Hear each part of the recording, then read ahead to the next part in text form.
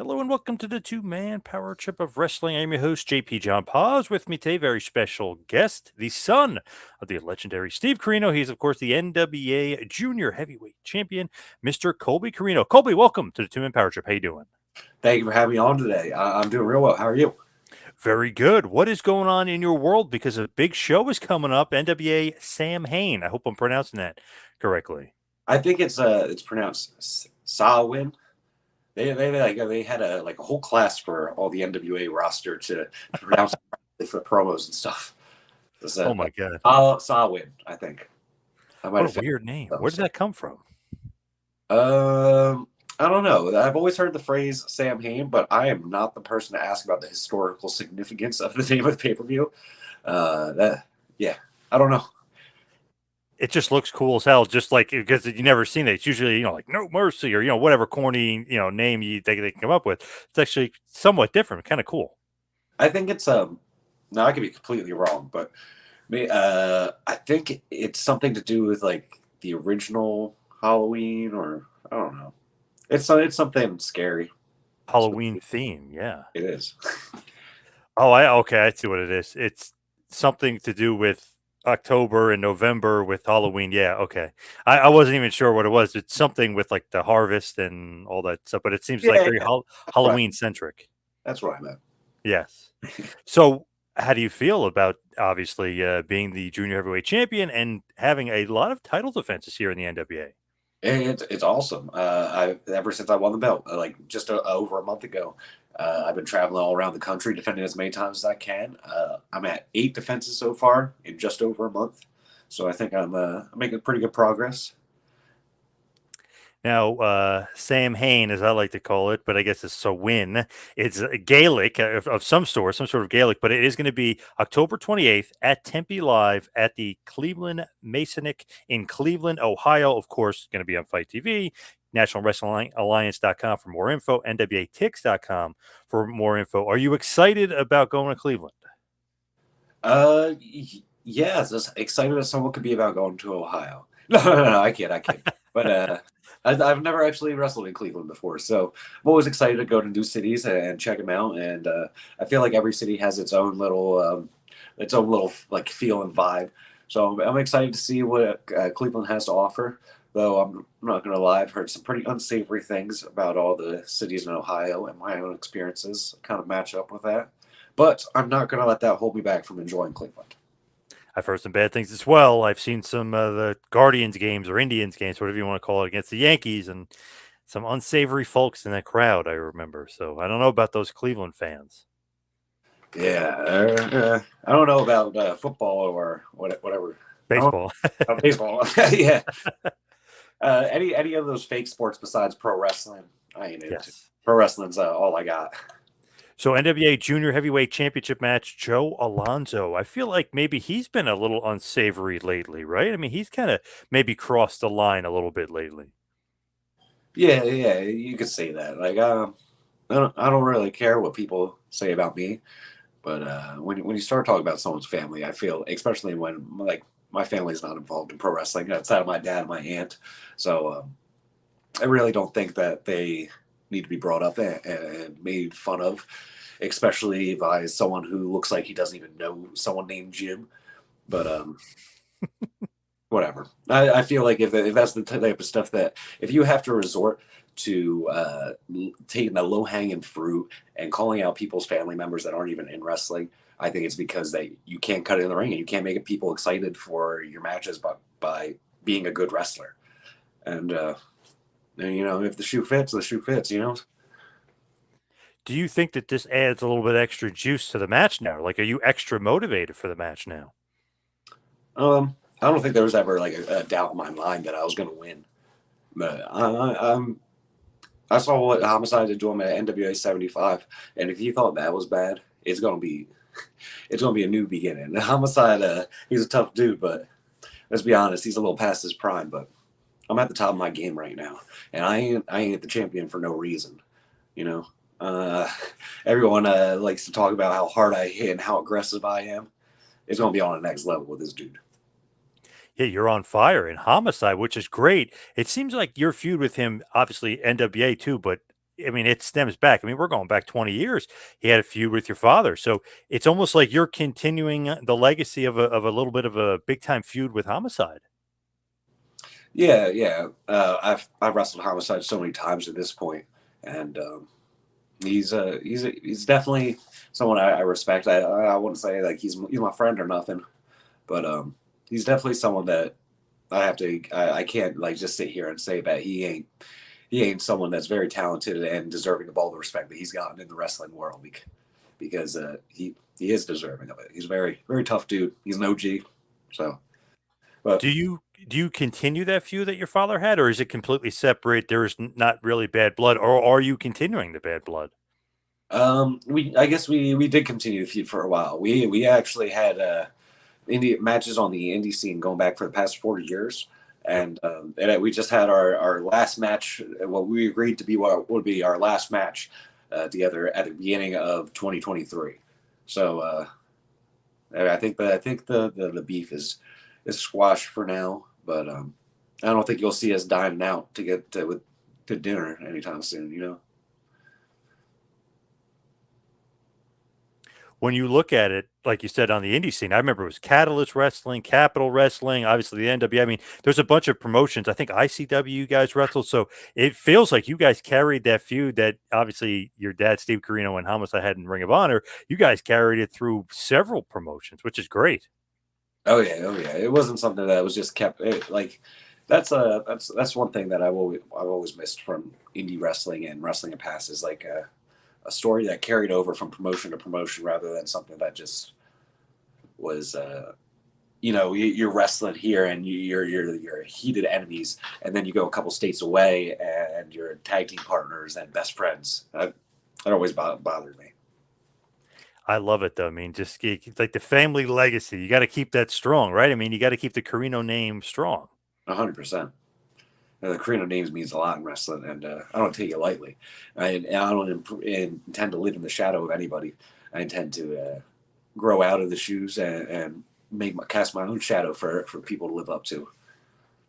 For sure. Beating Kerry Morton at NWA 75 definitely goes a long way. And obviously, NWA 75th anniversary show was a huge show. I mean, just the name of it tells you how big it is right then and there. I mean, 75 years. But to win the NWA heavyweight championship, the junior heavyweight championship, and beat Kerry Morton, what was that like at NWA 75? It was like it was a moment of validation. It felt like for me, like I've always felt like that. I never felt good enough, or that like I wasn't a good wrestler, or I wasn't good enough to make it in the professional wrestling world. But winning that championship and BA 75 is like such a major event, the 75th anniversary of the National Wrestling Alliance, and being able to be one of these pioneers that are ushering in the new era, like that means a lot to me. And I intend like if the junior heavyweight belt like I've challenged for it feels like 10 times unsuccessfully. The first time I wrestled for the belt was when I was 14 years old against Craig, then champion Craig Classic, and ever since then, like it's kind of been like in the back of my mind, like that major championship that's been held by all these legends like Shinjiro Otani and Jushin Thunder Liger and Jimmy Rave and all these names, and it's just it feels like that moment of I did it and I earned this, and I know that I earned this, and this wasn't a fluke. This is hard work paying off. What did you think about Kerry? I mean, obviously, second generation guy himself, just like you, but beating him, was that like a big hurdle, or did you feel confident? I'm going to beat Kerry. You know, you're a better wrestler, so to speak. One of my last matches in the NWA before I took a little hiatus earlier this year was against Kerry when he his first defense against when he won the junior heavyweight title from Homicide, and I lost that match. And it's not that I've lost every match to Kerry. I think we're actually like 2-2 right now in singles matches. So it wasn't that I didn't know his like I didn't know if I was going to beat him. I thought he was a better wrestler. It was just it's from the last time that I wrestled him to where I'm at now. It's a completely different person, and there's I don't think that maybe in last October when I last wrestled Kerry almost a year ago today. If that Colby had challenged at NWA 75, I'm not sure he would have walked away as champion. But Right. with all the work that I'm putting in and how hard that I just like is it, how much I put into wrestling and how much that it occupies my mind and like how much I'm in the gym and training people. Like right before this interview, I just got back from the gym, and right after this interview, I'm going to go to wrestling school and I'm going to teach some classes for the rest of the day. And it's just I don't think there was any doubt in my mind that I was going to lose unless he tried to pull some stuff with his dad or Yeah. there was no way like in a one-on-one match that he was going to beat me. I don't think. Not So not made not the Colby of October or August 2023 when it happened versus the Kerry Morton of 2023 when it happened. And maybe now it'd be a little different. Maybe he would win now, but I don't know. In August, I just felt like I was on a roll. What do you think about the junior heavyweight division now? Because it seems like it's really picking up a lot of speed, a lot of momentum, you guys. No, oh yeah, 100%. And I like to think that like I'm a big proponent of that. I feel like that my style in the NWA is a little different, and now that I'm the champion of the junior heavyweight division, I feel like it's kind of motivating everyone to like to step up and try to step up to my game and try to play at my own game and try to defeat me. And I don't think that's going to happen anytime soon. But I think it's good for the company that all these guys are clamoring, and they have such a high like a ladder to climb rather than just a fluke win over someone else. You know, Yep. like I'm going to be I'm good for the NWA junior division in the sense that it's motivating people to work harder. And I just talked to Jack Cartwheel, who was your opponent the day after the NWA 75th. He had won a match, and obviously he got to be part of a title match after winning. I think it was a 5-man, the Jubilee match. So then he challenged you, and he was saying, man, he's got to get a little bit better. He's got to get back to the weight room a little to try to figure out you. He said you were a little bit of a puzzle for him. Obviously, Cartwheel's a great wrestler and a great athlete, but he wasn't able to beat you that night. No, 100%. Yeah, like you said, he's a great athlete. He's a great wrestler. He can do some stuff that I definitely cannot do with my body. But sometimes, like I've been doing this for 15 years come December, and I'm Wow. 27 years old. Yeah, I've been doing this for over half my life, and that kind of teaches you a little something that sometimes that pure athleticism is not going to trump. You know. That's interesting. I didn't realize it was that long. Wow. That how the heck did you get started that? I mean, obviously because you're your dad, but what, did he just throw you in their ring when you were a kid? No. When I was 12 years old, that's like when I started actually like taking it seriously in wrestling. There's matches of me when I was like 4 and 5 years old in the ring and had my own gear and was wrestling tag matches with my dad and stuff. But I don't count that. If you want to count that, I've been doing this for like I don't know, 23 years. 23-year vet and you're only 27. That's amazing. If you think about it, I mean, that's just crazy. Yeah, I guess so. So, did your dad actually train you? No, actually, a lot of my training was done by Mike Keener. He was a ref in ECW and one of my dad's best friends and travel partners. So when we would go places, Mike would come with us, and he would get me in the ring before shows and stuff, and he would give me as much training as he could. My dad like kind of like stepped back and just like and watched for a while until like when I got more advanced and like later in my career, when then I could come to him and ask him what he thought of this or what he thought of that, how what can I do better here and stuff. But at the beginning, like the technical aspects were covered by Mike Keener. When you look at it, did you want to be a wrestler, or was it just like it's so in your blood? You're obviously your aunt and obviously your dad. Like, was there ever any other choice but to be a wrestler? There was always another choice, but in my head, it was just this is the path, you know. Like I could go and do that, and I could go and do that, but being a pro wrestler is what I'm meant to be. And I didn't feel any pressure to be that or anything. It was just this is the one like the thing I'm in life that I'm best at. I'm not very good at math or science or reading or these normal people things, but I'm really good at being a pro wrestler. Just was destiny almost. Like you're in the ring at 4 and 5, then Mike Keener's helping you train. Obviously, your dad's there all the way through. So pretty I don't know, not maybe not necessarily destiny, but it's pretty much in your blood. I mean, you can't really deny that, right? Oh yeah, 100%. When you look at kind of where you were and coming through the business, do you think it's more pressure being the son of a wrestler and obviously a famous wrestler, or do you think that it's easier? Because I feel like sometimes people kind of would think it was easier, but I bet you it's more pressure. I think it's a mixture of the two. It's easier in some aspects and it's harder in some aspects. You're right that there's a certain type of pressure on second generation wrestlers' shoulders, the expectation for them to be good. And man, I feel like I wasn't good for 10 years of my career. You know, it took me a long time for me to get good. And but there's also good sides to it too because it opens doors that wouldn't be opened for. Sorry, it opens doors that wouldn't be normally opened for like an average person who just gets into wrestling by going to wrestling school or whatever other way you get into wrestling. And because stuff happens, you already have like a network with people, so it's easy. Stuff's a little bit easier to happen. But I also feel like sometimes people are like, "Oh, if his last name's Carino, he better be good right away, and he better, he better know this or he better know that." It's just one of those things. Just because of the last name, they just almost assume stuff, right? Pressure wise. Oh yeah, 100%. And I mean, luckily now I feel like that. Like when people hear about me, I'm not embarrassing myself, but there's definitely a time where I was not proud of my work. But whatever. That's all part of growing and getting better. I feel like you got to have those reps.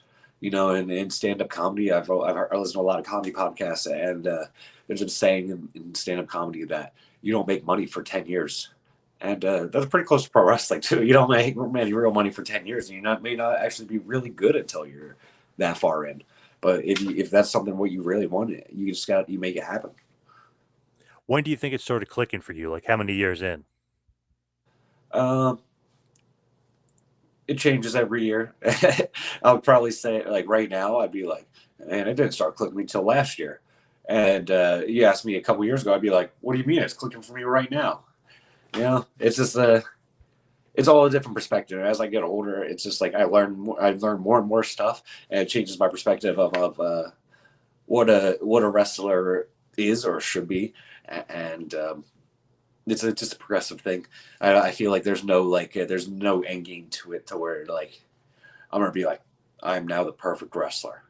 Like it's always gonna be something. I have something to learn. I always gonna have something to improve on, and um, and that's just the journey to the top. Great mindset to have too. Never stop learning, right? That's a great mindset. Oh yeah, I try to keep something like that going. Never want to act like you know too much. And I think it was Steve Austin. I'm pretty sure I was listening to one of his podcasts just a while back, but he was saying it took him 7 years to get like not comfortable, but to get good. Like that took him, and it's like, wow, holy shit, one of the greatest of all time is saying that. I mean, I guess it's not an easy thing for a guy just to be able to turn it on and off like a switch. Oh yeah, 100%.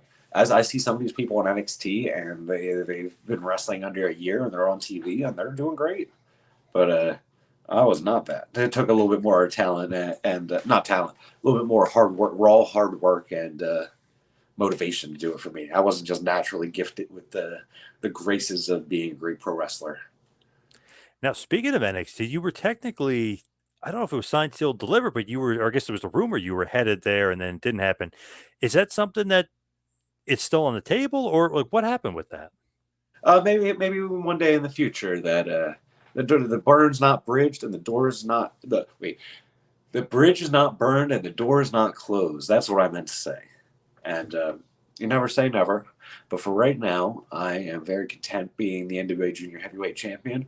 And after that, I still got other stuff that I want to do. You know, I want to win the World's Heavyweight Championship. That's the belt that my dad had. And maybe after I'm done doing what I need to do uh, elsewhere in professional wrestling, I can go to WWE and I can rest my laurels and I can cash in on the hard work I have. But there's a certain things, a checklist in my mind that of stuff I need to do before then. I love that. You got stuff to do, stuff to get done, stuff to get accomplished, but the bridge isn't burned. You're still have the opportunity, obviously. It's still out there, still open. Oh yeah.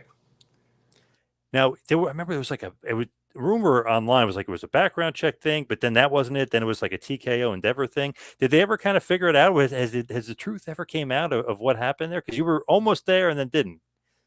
It was just that my background check took a long time to come back, and then Oh, by the time it came back, they sold the company. And while that was happening, they were in a hiring freeze while until the merger completely went through.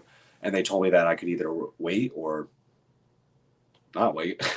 and I just couldn't sit at home and not wrestle and with no income. Professional wrestling is all I do, and it's my full time career. And and when I left the NWA, that was my income gone. So I couldn't wait around. I wanted to make money, and I wanted to not sit around. And like now, like even the money aside, though, I sit back now, and I think that's the best thing that could have happened to me, because I just I feel like this was really the right move. And in a few years, when everyone's ready, I think maybe one day we'll see Colby Corino in WWE, but not right now. And you keep getting better and better. Obviously, you can getting those reps in, like you were saying, but you just keep wrestling good talent and different talent. Just keep getting better and better, more evolved as a wrestler. Oh yeah, that means the value keeps going way up. Yes, there you go. Yes, for sure. Speaking of NWA, I know you got Joe Alonzo at the pay per view. We mentioned Homicide. Who else do you want to wrestle? Maybe that you haven't wrestled yet in NWA. Hmm. Um. I'm kind of running ramshot over the junior heavyweight people, but I've had some eyes on some heavyweights. I've always wanted a singles match with Chris Masters or Chris Adonis or whatever you want to call him. Yep.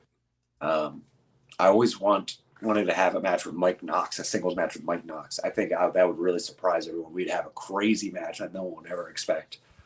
Um, and of course, I got to go after the big man himself, the world's heavyweight champion, EC3. I like that. That would be great. And I know Brogan Finley is coming up, but that's more of the junior heavyweight. He's coming up. Matt Vine. I mean, there's a bunch of other Oh, I guys. already seen all them. Yeah, I would. Yeah, but they're in the rear view, right? Yeah, that would be nice though. An EC3 match with you. I think that would be something good. Maybe even champion versus champion. Oh yeah, it'd be wild to see the junior heavyweight champion beat the world's champion. But George, I was talking to George Stout the other day, and he was telling me that back in the day that it was the world's heavyweight champion and the junior heavyweight champion was like the 1 and 2. It wasn't like the TV champion or the national champion was above the junior champion. It was the world's champion and the junior heavyweight champion. So maybe we're not as far apart as some people think in ability. So maybe a champion versus champion match would be pretty cool one day. I love that. Great idea. Did you talk to George South a lot? Do you get a lot of advice from George? Love George. Oh yes, I talk to George all the time. He texts me on his Luthez flip phone that he calls it. But yeah, I talk to George very frequently. He's one of my mentors and someone that I hold very close to my heart. He's taught me a lot of life. Man, he wrestled the NWA World's Champion more than a few times. So I mean, he knows what it's like going up against the NWA champion for sure. Oh yeah, he's definitely a seasoned vet. So it's wild some of the stories he has to talk about. Yeah, I love hearing him talk. I could sit there for hours and just listen to him tell stories. He's great. What like an old school, true old school wrestler? Like when you think of old school wrestling, like he got to think of him and like that type of wrestler. It just reminds me of pleasant times of the old days for sure. Oh yeah, 100%. So when you look at the Carino legacy, obviously yourself now, your dad, your aunt, what do you think is the legacy of the Carinos? Like just when you look at it, when people think of the name, even years from now, what do you think is that they're going to think of the Carino name? Well, I hope they see a family that's wrestled throughout many generations and had a cup of coffee, if not more, and just about every promotion that there is. And they see that the impact that we've had. My dad's a coach at the Performance Center. I'm a coach at the Carolina Wrestling Academy here in North Carolina. Um, and I hope that like not only do you remember our wrestling careers, but you remember the wrestling careers of all our students too. I didn't realize that. I know you mentioned the wrestling school, so you're one of the teachers there. That's awesome. Yeah, yeah, yeah. You're passing on the knowledge. You get the knowledge, and then you pass it on. That's how the wrestling business flourishes. Oh yeah, 100%. We have training 3 times a week, and they come with us to all of our shows that we have. It's a good old time. Prediction for the pay per view. I walk out as junior heavyweight champion. I beat up Joe Alonzo. It's not predictions as much as just telling you what's going to happen. Love it. So as we wind it down, we'll head towards the finish. You've got to remind everybody NWA Sawane, if you will, the Gaelic pronunciation. It's spelled Sam Hain, but that's the Gaelic pronunciation of it. Obviously, it's a big pay-per-view by the NWA, which will be held October 28th at the Tempe Live at the Cleveland Masonic in Cleveland, Ohio. It's going to be on Fight TV. Go to NationalWrestlingAlliance.com for more information. Go to NWATix.com for more ticket information. What else do you have to say to sell some people on this pay-per-view? Because I feel like NWA may be going under the radar a little bit. There's been a big change, a lot of new champions, a lot of little things are changing there. So what's the big push for the NWA and kind of getting it back on everybody's radar? This is the first show of the purported new era, and NWA has promoted this show as the most violent pay-per-view in NWA history. And I would just stick close and keep an eye on NWA social media, because I know that there's some match announcements or stipulations coming up that are going to make that pretty true. And regardless of if there's any stipulation, if there's any weapon in my match or not, my match is probably going to be the most violent match on the card. Joe's fault. He made it personal. To be honest, he really did. Right? Oh, Joe pushed the line there. I think, for sure, for the pay-per-view. But that, hey, he's going to reap what he sows. oh yeah, it's you always got to pay the piper, and unfortunately, he got to pay the piper at NWA's Solid. Yes, there you go. Now, what's next for you, though? Obviously, outside of the pay-per-view, what's next? What's coming up? I have a rare weekend off this weekend, so I will be doing some lawn care on my house in North Carolina, and just relaxing and let my body heal a little bit. Well, I mean, as much as I can be. I'm still doing wrestling training and going to the gym every day. I haven't missed a day in the gym this week, so gotta keep that up and just get my mind right for what's coming up in the future. Now, where can everybody find you? Everyone can find me on social media at Twitter or X at Colby Corino, on Instagram at Colby.Corino. I'm on Facebook. I'm just Colby Corino. And yeah, I don't got the TikTok. I think that's it. Nice. All right. And everybody, of course, one last time, NWA Swain, October 28th, Tempe Live, Cleveland Masonic in Cleveland, Ohio. Go to fighttv.com for the pay-per-view. Go to nationalwrestlingalliance.com for more info. And, of course, NWATix.com for your ticket details. Get over that show. It's going to be a good one. Like you said, it's going to be the most violent pay-per-view of the NWA and of this new NWA era. Colby, thank you so much for all the time. Really appreciate it. Thank you. All right, perfect. That's where I'll cut it. Nice. Sweet.